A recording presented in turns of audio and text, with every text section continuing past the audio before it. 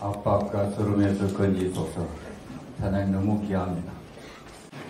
여러분들 24년도 파리올림픽 잘 보셨죠?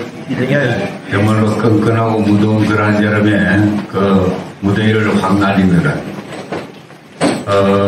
이 올림픽을 보면서 내가 대한민국 국민인 것이 참 자랑스럽더라고요.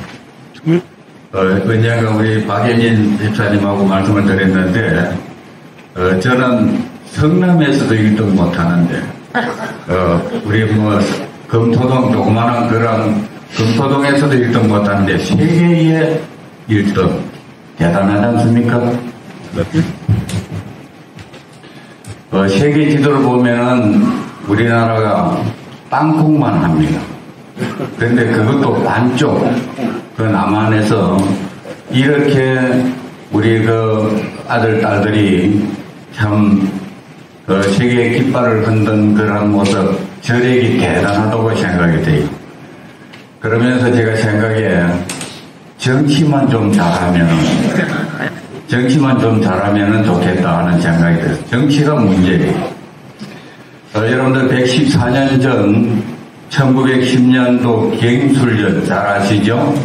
한일 합방이 되고 경술국시가 있었던 그런 해입니다.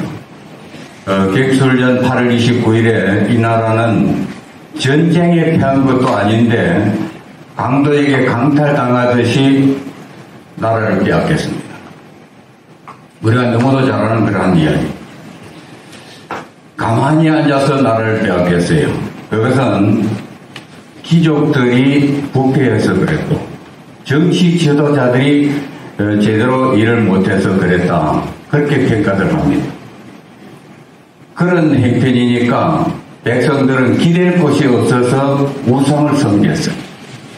정치가들 어떻게 바라보겠어요? 그래서 우상을 섬기고 유행을 바라는 그러한 자들로 우리가 이야기한 것이 아니라 영국에 있는 그러한 영국 왕실에 지리하게 몸담고 있는 비숍이라고 하는 그런 여자가 와서 4번이나 대한민국을 들렸더라고요. 그래서 한 이야기가 바로 그 이야기예요. 그래서 무당과 점쟁이들이 이렇게 득실 들이고 관료들은 매간매직 해가지고 돈으로 자리를 사고 팔고 심지어 고종도 뇌물을 받고 간직을 팔았대요. 그런데 그것이 어느 정도냐 하면은 법무 대신을 2년 동안에 23번 매달 한 번씩 이렇게 바꿨다는 거죠. 그렇죠. 여러분, 그런 나라가 안 망하겠습니까? 그러면 망하는 거예요. 그래서 나라가 망했어요. 그렇게 나라가 부패해서 썩은 나무 퉁 쓰러지듯이 나라가 쓰러졌습니다. 전쟁 한 번 하지 못하고 나라를 빼앗겼어요. 그래서 36년 동안 압박과 서러움 가운데서 고생했습니다. 그것이 우리의 역사입니다. 그런데 기적으로 강복이 됐어요. 강복 79년이 됐어요. 기적적으로 우리가 강복이 되었습니다. 여러분, 우리 능력으로, 우리 힘으로 강복을 맞았습니까? 아닙니다. 연합군의 승리와 도움으로 해방이 되었어요. 그래서 79년이 지금 되었습니다. 잊어버리고 있어요. 그런데 정말로 하나님의 역사하심으로 기적적으로 우리가 강복을 맞았습니다. 그런데 그 과정에 놀라운 일이 있었더라고요.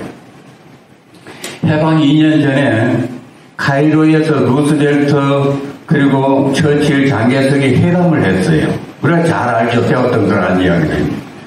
종전 후에 세계 질서를 어떻게 유지할 것이냐, 그러한 것을 논의를 하는 것이 주된 그러한 내용이었고, 그 다음에 일본이 이렇게 항복할 것 같으면 점령했던 그러한 영토를 우리가 어떻게 되돌려받고 어떻게 분할할 것이냐 하는 그러한 내용이 카이로에서 있었던 그러한 내용이더라고요.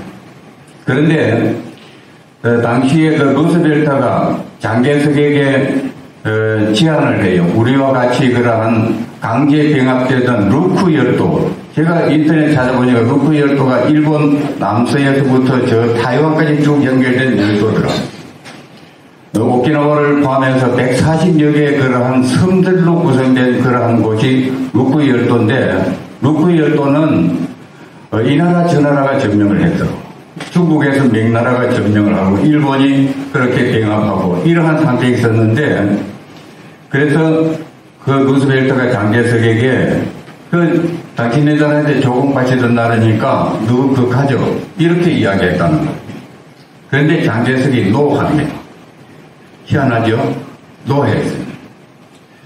그런데 만약에 그 제안을 받아들였다고 할 것 같으면은 지금 현재 중동이 태평양을 이렇게 드나드는데 조금도 문제점이 없는 그러한 순간이었어요. 그런데 장개석이 노했습니다. 그런데 의아한 것은 가지라는 루쿠이 열도는 가지지 않고 장개석이 하는 이야기가 한국 독립을 주장했다는 거예요. 여러분, 이상하지 않습니까? 자기가 자기 섬기던 그러한 나라, 정말로 덕이 될 수 있는 그러한 나라 가지라는 것은 또 하고 대한민국 독립을 이렇게 주장했던 거예요. 그것은 1932년도 4월 29일에 일본이 중국 상해에서 홍크우 공원이라고 하는 그 공원에서 일본 왕이 이렇게 생일이었고, 그리고 전승에 대한 그러한 기념식을 이렇게 가졌어요. 그런데 그때의 윤봉길 의사가 물통포탄을 이렇게 투척을 해서 일본의 시라카와 대장, 그리고 거루민 단장 그 자리에서 적사합니다. 그리고 함대사령관, 부사단장, 주중공사가 중상을 입었어요. 그 의거로 말미암아 중국에 주둔한 일본군 수뇌부가 괴멸됐습니다. 우리가 잘 아는 그러한 이야기입니다. 그런데 그것을 본 그러한 장개석이 깜짝 놀랍니다. 당시에 중국 인구가 한 4억 정도 되었는데 4억 중국 인구가 100만 되는 그러한 중국 그 군대가 못한 일을 한국 청년 한 명이 해놨다고 이렇게 극찬을 합니다. 우리 윤봉길 의사 한 명으로 그 수뇌부가 이렇게 괴멸되었습니다. 그것이 카이로 회담 11년 전이었습니다. 그때 윤봉길 의사 나이가 25살이었습니다. 팔팔할 때 아닙니까? 앞이 창창한 그러한 어린 나이에 있었습니다. 그런데 첩보대에서 그 자리에 첩보되어가지고 총살형을 당해서 순국합니다. 나라를 위해서 불꽃같이 살다가 가졌습니다. 그 영향으로 장개석이 그들도 보지 않던 그러한 상해의 임시정부의 그러한 든든한 후원자가 됐다고 합니다. 대단해 한국. 그래서 후원자가 되고 당시 임시정부의 김구 주석에게 가서 한국의 완전 독립과 임시정부의 신탁통치 반대 요구를 흔쾌히 수락할 것을 약속합니다. 윤봉길 의사 그 의거로 말미암아 그 약속대로 카이로 회담에서 한국 독립을 명문화시켰다는 거예요. 그 후에 1945년 8월 6일 히로시마, 8월 9일 나가사키의 원자폭탄이 투하돼서 일본이 무조건 항복하고 우리는 독립이 되었습니다. 우리 독립의 역사예요. 그런데 그 당시에 세상은 너무도 암울하고 터널이 끝이 보이지를 않았어요. 그래서 당시에 최고 지성이던 그러한 최남선이나 그러한 이강수 같은 그러한 분은 해방이 그렇게 쉽게 오겠냐 해서 이렇게 친일로 기울어집니다.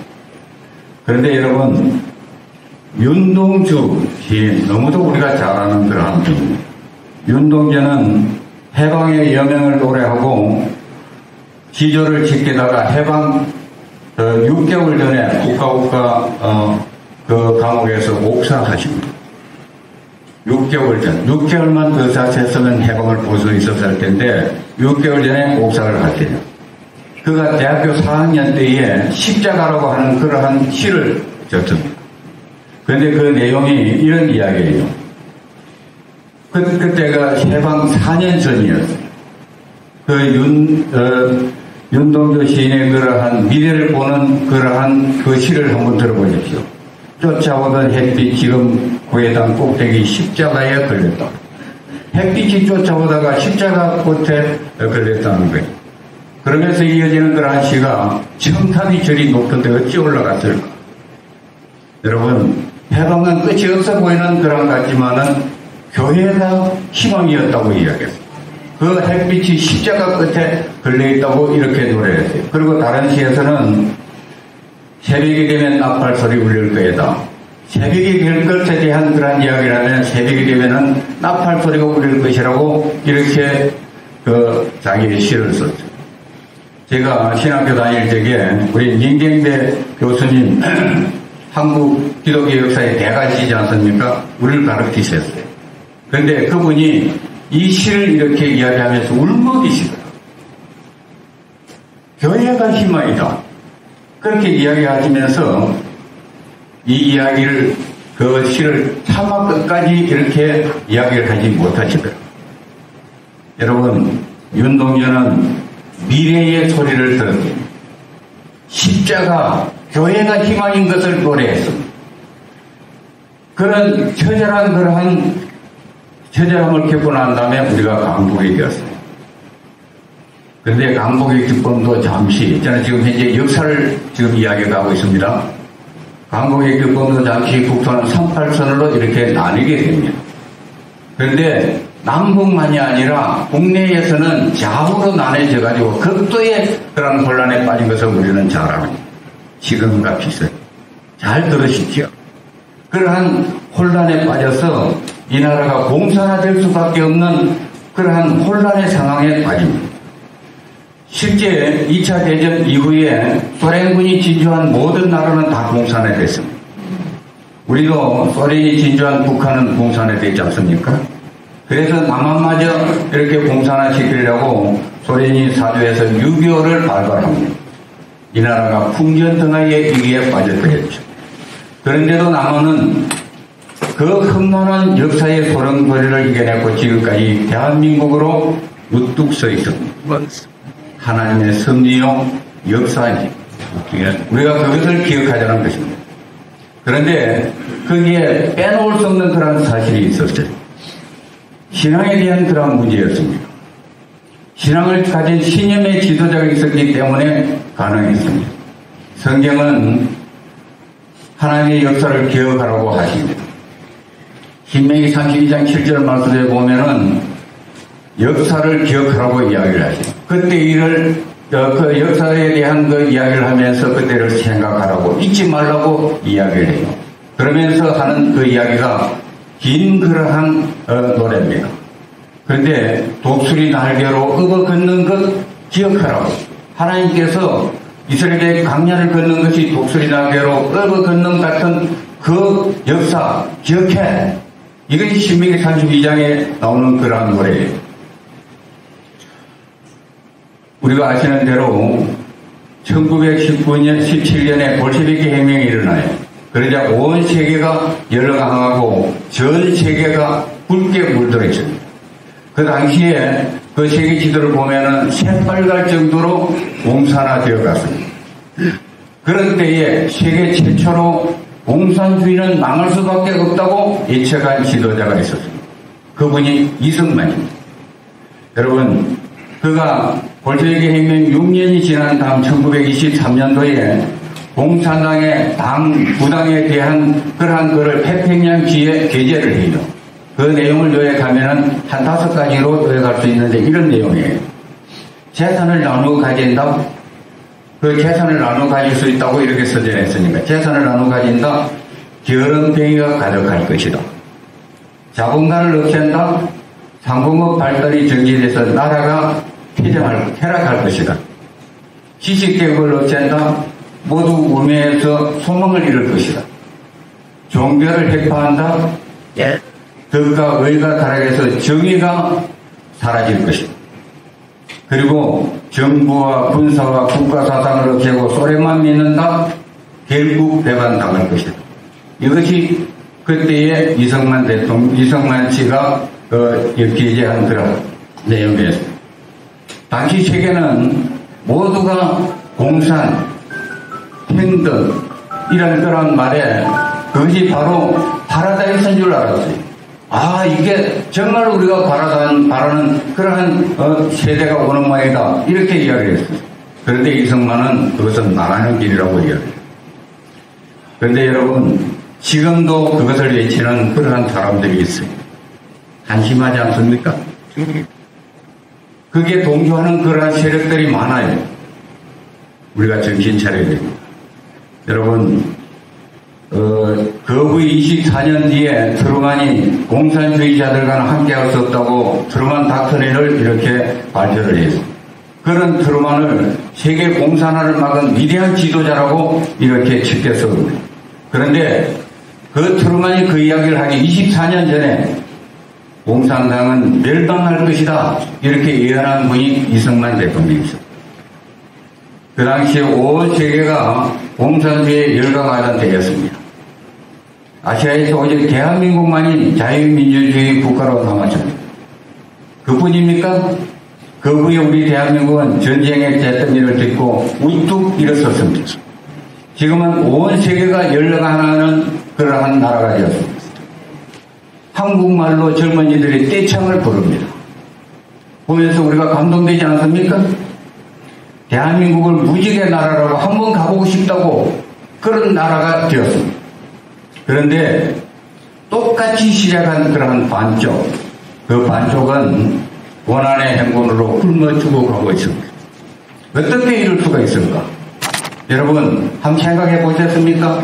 똑같이 시작해서 반쪽씩 나눴는데 어떻게 한 나라는 세계의 무지개 나라가 돼 있고 또 한쪽은 이렇게 굶어 죽어가는 그러한 나라가 돼 있을까? 신앙을 기초로 세운 나라, 하나님을 버린 나라의 결과로 답변하지 않고는 답할 방법이 없습니다. 이것은 신앙의 문제가 답이라는 것입니다. 그것을 증명하는 말씀이 오늘 말씀입니다. 여러분 오늘 12절 말씀 함께 한번 띄워주시겠어요? 네. 오늘 12절 말씀 함께 공독해 보겠습니다. 여호와를 하나님으로 삼은 나라 곧 하나님의 기업으로 선택된 백성은 복이 있다.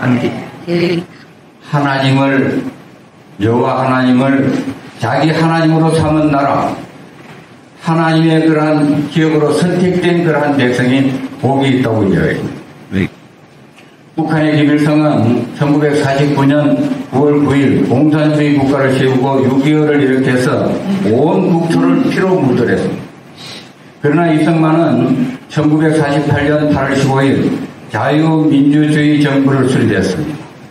우리가 이날은 광복절에 못지않게 뜻깊고 영광스러운 대한민국 정부가 수립된 그러한 날인 것을 기억하셔야 됩니다.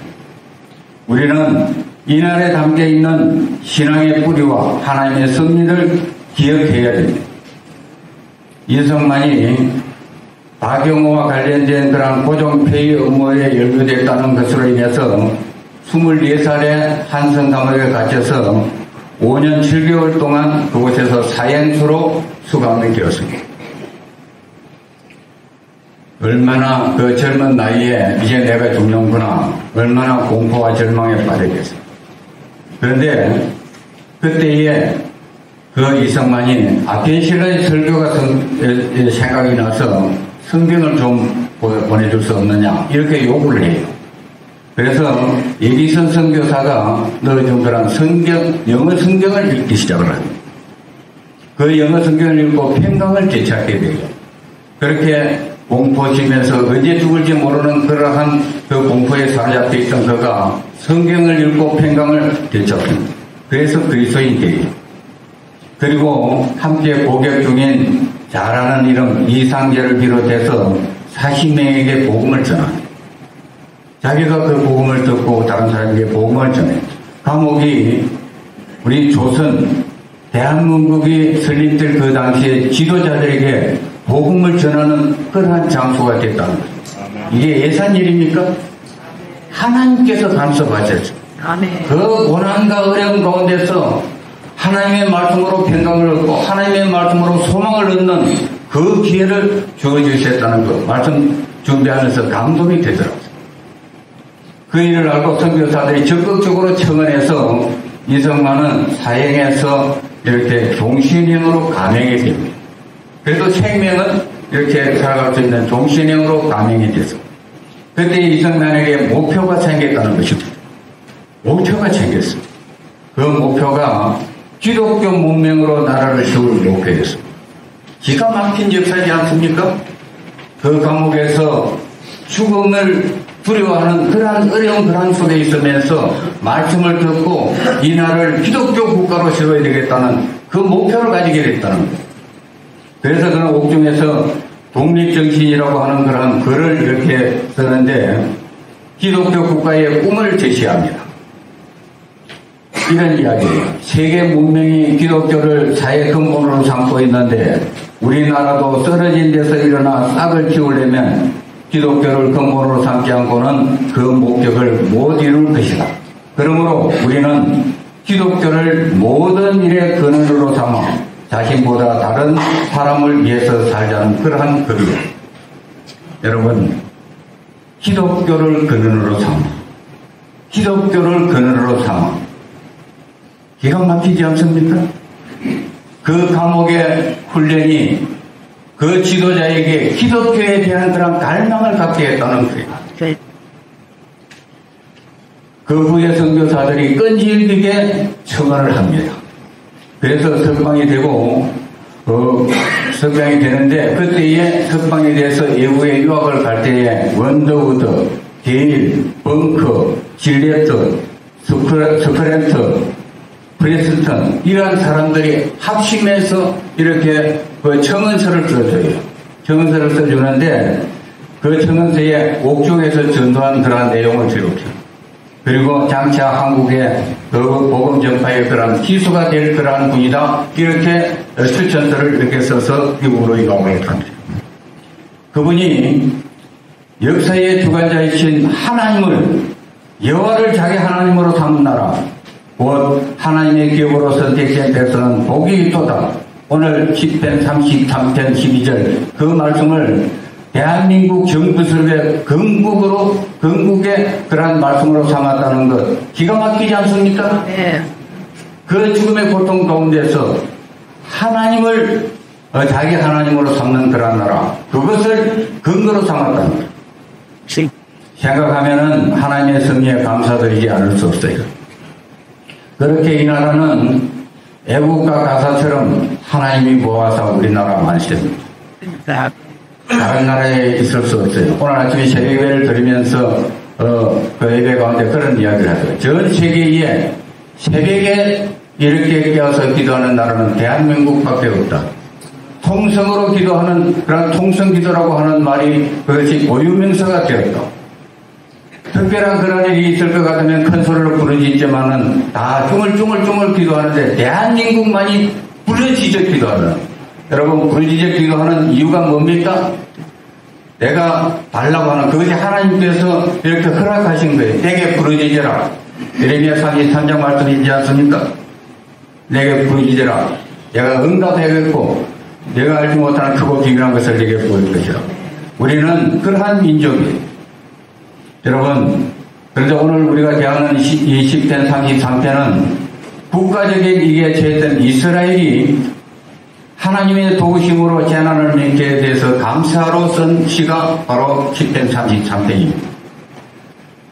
오늘 이 말씀을 기록하지는 않았습니다만 10절에 보면은 여호와께서 나라들의 계획을 폐하시고 잘 들어보십시오.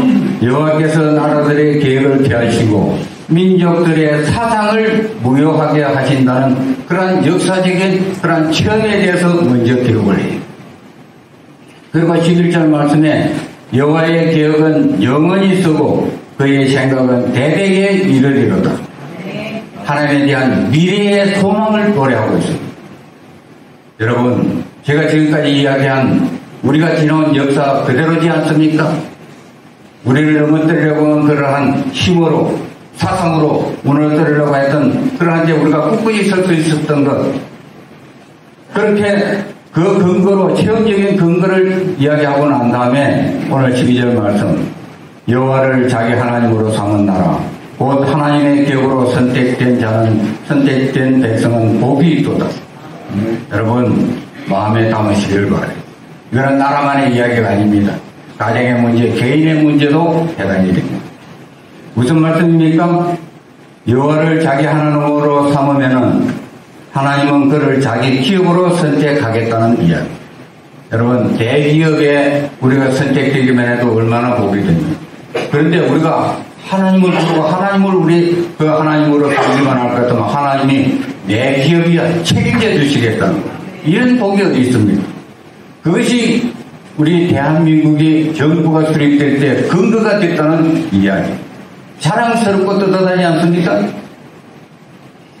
여러분, 오늘 성경 말씀을 자세히 보면은 땅이 넓은 나라, 강한 군대를 가진 나라, 부유한 나라가 복되다고 하지 않습니다. 만약에 그렇다고 할 것은 우리는 달라집니다. 땅콩만한 나라가 큽니까? 부전 자원이 풍부합니까?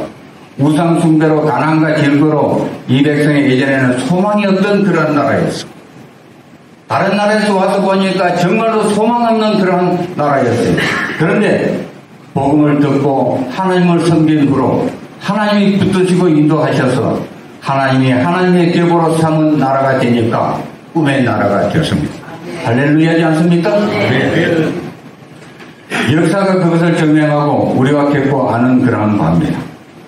요즘 잘 쓰는 그러한 말로 이게 역사적인 팩트입니다. 우리의 역사의 팩트가 바로 이렇습니다. 이 나라가 이렇게 세워졌습니다. 그래서 보십시오. 오늘 시편 기자는 그 사실을 감격에 찬 의조로 비추고 있는 말씀이 21절, 22절 말씀이에요. 우리 영혼이 여호와를 바라며 그는 우리의 도움과 방패시로다. 우리 마음이 그를 즐거워하며 우리가 그의 성호를 의지하였기 때문이라. 이 말씀은 의지하지 않으면 안 된다는 얘기입니다. 이제 여러분 어떻게 하시겠어요? 이 말씀 보면서 어떻게 하시겠습니까? 도움과 방패 되시는 하나님 의지해야죠. 내가 살만하다고 하나님 떠나면 안 됩니다. 교만하면 안 됩니다. 내가 한 일이 아니고 하나님께서 해주시기 때문에 그렇습니다. 하나님을 우리 하나님으로, 하나님을 이민족의 하나님으로 삼아야 됩니다. 우리가 살아온 역사가 증거인 줄 알았을 것 같으면 하나님 의지하고 섬기면서 하나님의 백성으로 살아야 됩니다.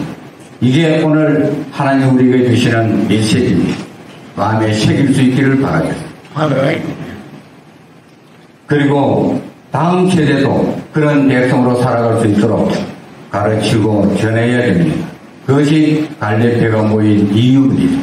우리가 이곳에 모인 이유, 그냥 좋은 사람 만나서 지나가는 것이 아닙니다. 다음 세대를 바로 하나님의 백성으로 세울 수 있도록 가르치고 복음 전하는 그것이 우리의 사명입니다.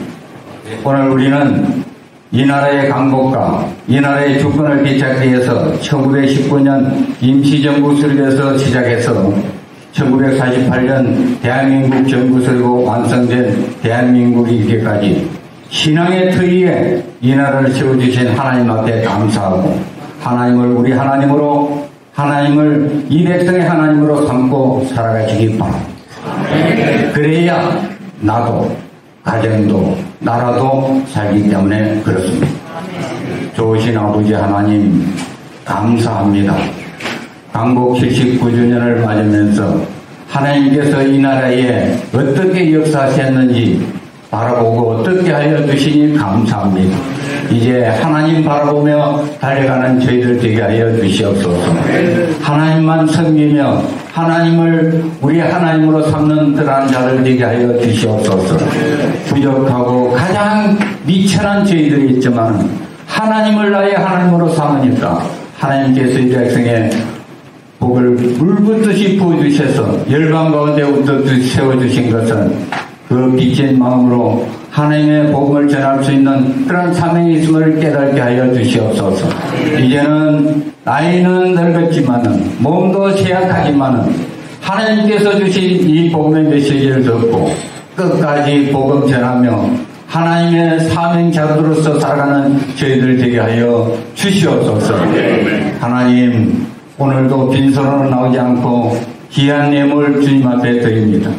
이 예물이 쓰여지는 것에 하나님의 나라가 세워지게 하시고 하나님의 복음이 증거되어지는 역사가 있게 하여 주시옵소서. 그러진 손길마다 아름다운 복으로 7배로 갚아 주시옵소서.